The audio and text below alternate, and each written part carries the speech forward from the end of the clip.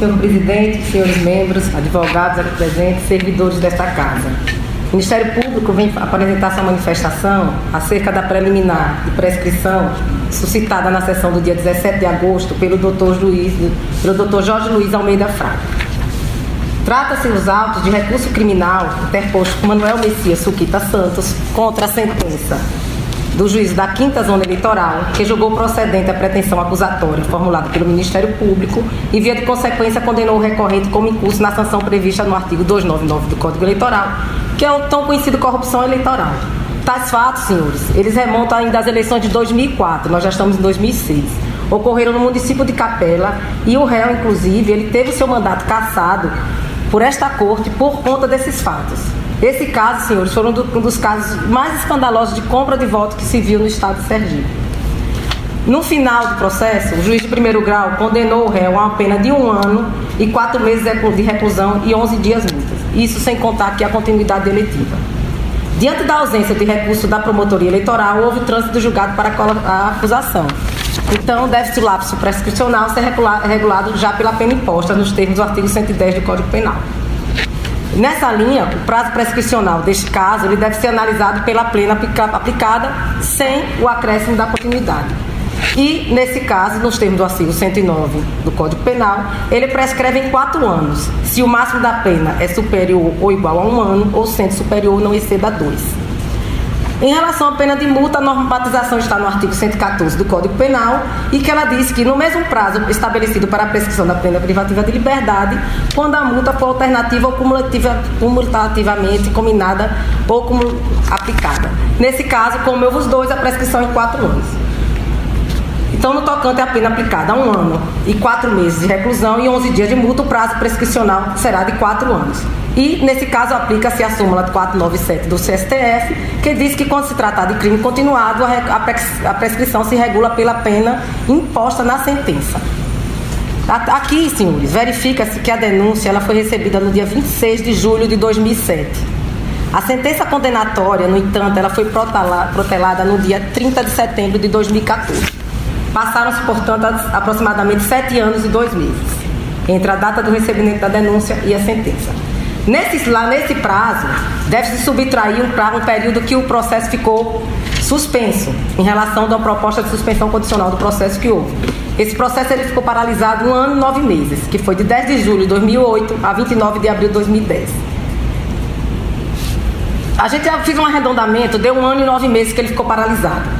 Eu sempre arredondei, o arredondamento ele não fará diferença no saldo final, já que a prescrição, nesse caso, ela ocorreu de fato por um excesso de 1 ano e 5 meses, que foi a data que decorreu, já que dentre a sentença, a data do recebimento da denúncia e da sentença, abatido esse período que ele ficou decorreu-se 5 anos e 5 meses. Então, nesse caso, não existe outra alternativa ao Ministério Público do que reconhecer que houve a prescrição e requerer que seja realmente extinta a punibilidade por o advento da prescrição. Agora, diante da prescrição, não pode o Ministério Público fechar os olhos ao que ocorreu com esse processo e por que ocorreu essa prescrição. Essa prescrição, senhores, aqui presente, ela decorreu por culpa especialmente do Judiciário e mais especificamente ainda, infelizmente eu tenho que dizer, desta Corte. Diante da inércia de 2 dos seus relatores, que por desídia ou má fé não deram o devido impulso processual que deviam. Esses 2 relatores, inclusive, eles estão aqui presentes hoje.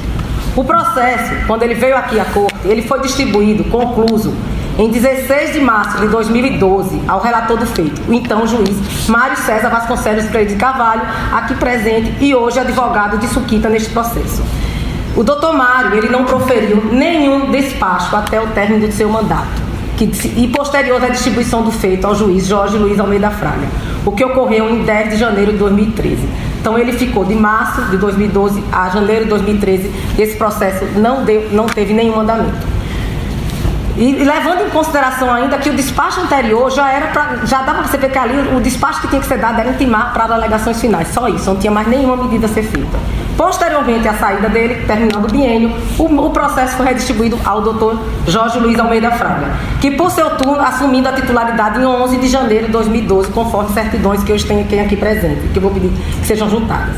E ele apenas veio a despachar diga-se, uma simples petição, uma simples determinação de intimação das partes para apresentação de alegações finais em 6 de agosto de 2013. Ele demorou, portanto, 7 meses para proferir um simples despacho de andamento do processo com a singela escrita: intime-se as partes para sucessivamente apresentarem alegações finais no prazo de 15 dias na forma do contido no artigo 11 da Lei 8.038/90. Isso não é só, senhores. Suquita, ele deixou de ser prefeito em dezembro de 2012. E esse processo ficou aqui até a dormitar, não foi a tramitar, foi a dormitar aqui nesse TRE, sem que nenhum dos relatores desse o simples andamento de descer os autos. E somente quase 1 ano e 5 meses após o término do mandato de Suquita foi que desceu. Aliás, 10 meses. Ressalta-se que mesmo após a saída de Mário Vasconcelos da relatoria, o feito mais uma vez ele continuou paralisado no gabinete, dessa vez na mão de Dr. Jorge Fraga. O fato é que com essa desídia, que é o mínimo que se pode se dizer de um fato como esse, que envergonha nós todos aqui, gastou-se 1 ano e 5 meses apenas para que o relator abrisse vistas para as partes apresentarem alegações finais, sendo que durante parte desse período sequer detinham competência para tanto, pois Manuel Suquita sequer detinha mais foro por prerrogativa de função. Cabe destacar que, a respeito de terem retido injustificamente os autos e de contribuírem decisivamente para a prescrição em baila, neste caso, o próprio Jorge Almeida Fraga, que segurou esse processo por um tempo considerável, praticamente 8 meses, foi ele mesmo que suscitou a preliminar de prescrição. Deu causa e suscitou. Já Mário Vasconcelos Freire de Carvalho foi o relator do presente processo, sendo inadmissível, uma coisa que nem imaginar, que ele, nesse momento ele que segurou o processo lá atrás e agora ele vem aqui, esteja aqui presente fazendo a defesa do réu. Aliás, e que saciente de sua participação decisiva na consumação da prescrição e análise, não a suscitou como faria qualquer bom criminalista ao subir a defesa de um processo criminal antigo já em curso. Isso me chamou a atenção. No dia que o Dr. Jorge suscitou a sé preliminar, na minha cabeça veio logo: não está prescrito, porque qualquer bom criminalista, quando assume um processo criminal, principalmente antigo, a primeira coisa que olha é a prescrição. Provavelmente essa prescrição não foi suscitada, porque se fosse suscitada aqui, chamaria atenção. O Dr. Mário ardilosamente poderia deixar para suscitar no TSE, quando não se chamaria atenção disso. Em suma, aparentemente pode ser levado a crer, isso vai ser investigado, é que se esses honorários que estão sendo pagos agora ao Dr. Mário não foi por conta das benesses anteriormente que lhe garantiram a prescrição ao Suquita. É impossível que o Dr. Mário não tenha ciência que foi relator deste processo, mesmo sem jamais ter despachado. A única providência que teve foi quedar-se inerte e contribuir para que ele fosse prescrição. Primeiramente, porque era obrigação sua saber em que efeitos oficiou perante o TRE, já que aqui oficiou como juiz. Depois, porque ao aceitar participar da defesa de Manuel Suquita, logicamente teve acesso aos autos, e nos autos existem várias certidões, carimbos, inclusive na capa, denunciando que o Dr. Mário foi o relator deste processo. O que se viu aqui, senhores, foi uma maléfica triangularização, consubstanciada no retardo processual provocado por 2 juízes em prol da parte, sendo um daqueles o atual advogado de defesa, e o outro o responsável, que foi por levantar a preliminar de prescrição da punibilidade. Senhores, senhor presidente especialmente, em razão disso, o Ministério Público, no seu dever constitucional de resguardar a ordem jurídica, já tomou algumas providências. Ela informa aqui, para que não seja necessário que se remeta aqui para o Ministério Público terminar. Já foi feita uma representação disciplinar no Conselho Nacional de Justiça para apurar a conduta do Dr. Jorge Luiz Almeida Fraga e do Dr. Mário César Vasconcelos. Em relação ao Dr. Jorge Luiz, foi pedido inclusive o afastamento liminar, porque esse tipo de conduta não é uma pessoa que merece integrar um tribunal, qualquer tribunal, a magistratura em si. Em relação ao Dr. Mário, foi pedido, como também em relação ao Dr. Jorge, como pedido de mérito, que eles não sejam impedidos de serem nomeados para exercer qualquer cargo nessa altura, ou quinto constitucional, ou membro do próximo de TRS, porque a conduta deles foi totalmente compatível com o que se espera da conduta de um magistrado. Por outro lado, foi feita uma recrimentação criminal ao Procurador-Geral da República. Isso porque, como o Dr. Jorge está aqui como membro, ele tem um fórum especial no STJ, como primeiro passou pelo Dr. Mário e depois passou pelo Dr. Jorge, sem interregno entre um e outro, pode ter havido um conluio, não sou eu que vou dizer isso, entre os dois. Então encaminhei tudo para o Procurador-Geral da República com representação criminal, para que ele que tem que dizer se teve ou não prevaricação, advocacia administrativa, tráfico de influência, compulsão e ou corrupção passiva. Todos esses já foram encaminhados também. Foi também encaminhada uma representação ao Ofício de Combate à Corrupção daqui da Procuradoria Eleitoral, da Procuradoria do Estado de Sergipe, para que, em relação ao Dr. Jorge e Dr. Mário, porque na época ele agiu como agente público, para verificar se houve ato de improbidade administrativa, especialmente os artigos 9, que é o enriquecimento ilícito, e 11, que é a violação aos princípios da administração pública. Por fim, senhores, o Ministério Público aqui vem, de fato, reconhecer que houve a prescrição da pretensão punitiva, na forma retroativa, com fulcro no artigo 107.4 do Código Penal, extinguindo-se a punibilidade de Manuel Messias. Requer ainda o Ministério Público que esse tribunal remeta cópias desses autos à Ordem dos Advogados do Brasil para verificar a conduta do Dr. Mário, especialmente para que analise o ferimento ao Código de Ética, principalmente no seu artigo 2º, que fala: o advogado é dispensável à administração da justiça, segue lá, são deveres dos advogados preservar a sua conduta, a honra, a nobreza, a dignidade da profissão. 2. Atuar com testemunho, independência, honestidade, decoro, veracidade, lealdade, dignidade e boa-fé. 3. Velar pela sua reputação pessoal e profissional.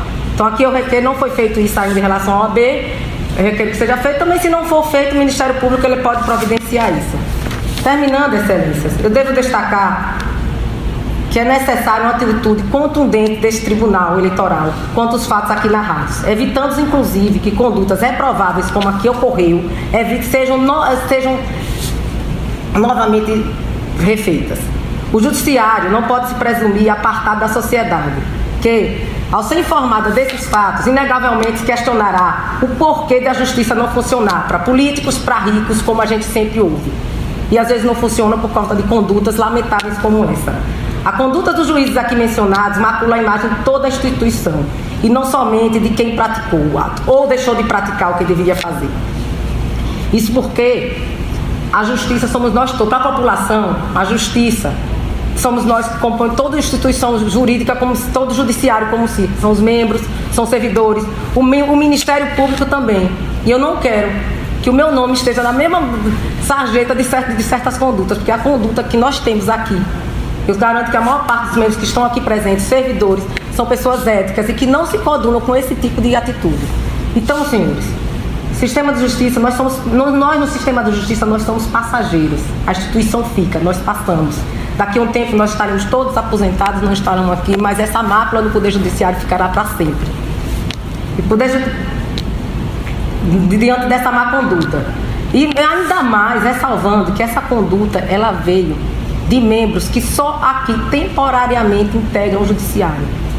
Eles vêm aqui para passar 2 anos, no máximo 4 anos. E é inadmissível que essas pessoas eles venham aqui no TRE, macular a imagem da justiça e venham aqui agir como se aqui fosse uma extensão da sua banca de advocacia. Isso, senhores, não pode ser admitido em hipótese alguma. O Ministério Público lamenta ter que dizer que o processo prescreveu. Doutor Osório, para não precisar depois pedir a transcrição, eu trouxe o parecer escrito, inclusive com as certidões e as outras medidas que foram tomadas, as certidões aqui, que dão conta que tem um processo, inclusive, mas que eu precisei juntar nos outros, dão conta do período que esse processo ficou paralisado aqui no TRE. Eu queria que fosse juntados também, doutor Edson, porque já não precisava nem de já estar o parecer pronto, com as outras medidas aqui, e infelizmente é esse o requerimento do Ministério Público. Fala do Edson, Vossa Excelência é o relator. Requerimento feito a Vossa Excelência. Eu passo. Eu vou. O processo está em julgamento. O processo está em julgamento. O processo está em julgamento. Doutor Mário, tudo tem seu momento, sua fase. Agora nós estamos no julgamento, onde houve uma manifestação do Ministério Público. Eu vou retornar os autos ao relator, né? Eu que estou fazendo, retornando os autos à Vossa Excelência. O processo está em julgamento, Vossa Excelência só poderia participar em questão de fato, que não era o caso. Eu vou prosseguir.